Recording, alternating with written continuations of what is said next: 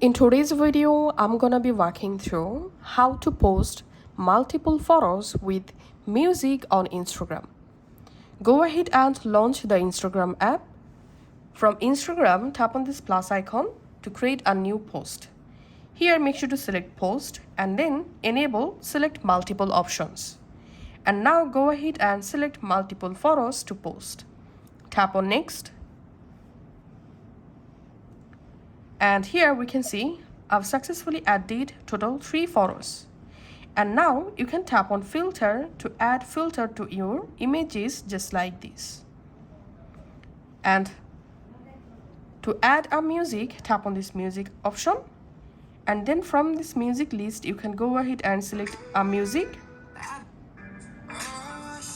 Or you can use the search music option to find out a specific song for your post. So in my case, I'm just selecting this music, for example.